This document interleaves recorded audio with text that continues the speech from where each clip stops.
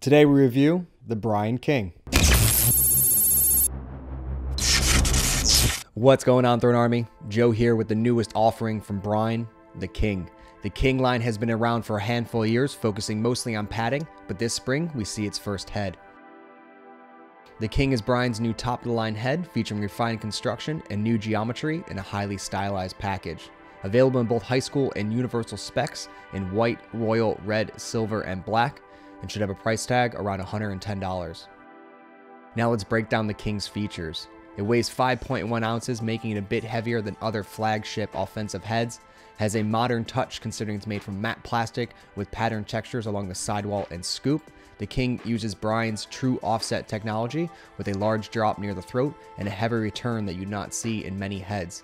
The sidewall is supported with 3 thick struts that start very low in the throat and end 2/3 up the head, giving it great stability throughout. These low struts are probably one of my favorite features in the sidewall.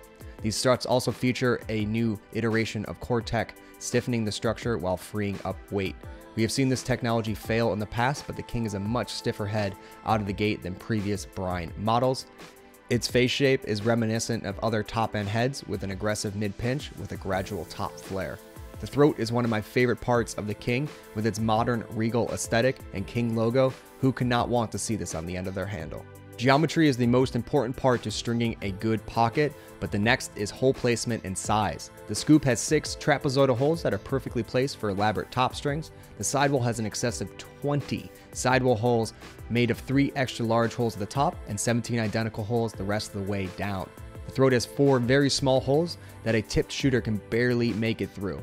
Don't get me wrong, I like when there's a ton of holes, but I think the spacing and sizing needs refinement than just slapping another 3 on. Now that we've covered the refined parts of this head, let's dive into the real design philosophy of this head that Brine is calling the perfect channel. The crux of the King head is its scoop. It's 3% longer than a standard head and has a wider, flat scoop. Brine did this to give the head a more natural stringing channel. I couldn't say it better than them, so here are the key points directly from Brine. 1. Flat scoop delivers max tension across top of mesh. 2. Face shape and sidewall create an angle interacting with flat scoop tension that is perfect for cinching down sidewalls to develop a natural precision shooting channel. 3. The perfect channel means increased ball control and incredibly consistent release point on every shot. Now that got wordy. I agree a head gains these benefits when strung with the proper channel, but I do not believe that the length and shaping of the scoop is vital to making this happen. I do appreciate a head manufacturer thinking about the final setup when developing their initial product. I love that we have seen a push of the pocket before the head in recent releases. This is the next big step for head engineering. To be honest, the elongated and widened scoop gave me a ton of issues. I feel like this head was designed for an offensive player looking for a mid to low pocket because of the publications from Brine. Some of my issues could be solved by stringing a higher pocket, but I do not think that was the intent of the manufacturer. Here are the main issues I had with this new face shape. First, it would take more time for the ball to travel from a low pocket to the top of the head, increasing the release time because the face is longer, which isn't ideal for most offensive players looking for quick feeds and shots. Second, when shooting, I had to dramatically increase the release of my top hand to gain consistency, which made my shot slower and off balance. Finally, since the mesh is pulled so tight horizontally across the scoop, the top feel of the stick is very different, including losing the release of the ball, the ability to power load under the bottom shooter for different shots, and pick up ground balls in a pinch. Don't get me wrong, the scoop is great for snagging GBs, but the tension on the mesh makes it hard for the ball to pop into the pocket.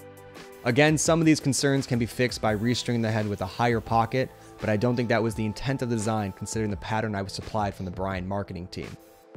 In lacrosse, all things are preference. I have seen people dangle with no shooters in their stick and others shoot 100 with no whip. I thought I had a sound judgment on the Brine King until Chris walked over, picked it up, and started stinging corners.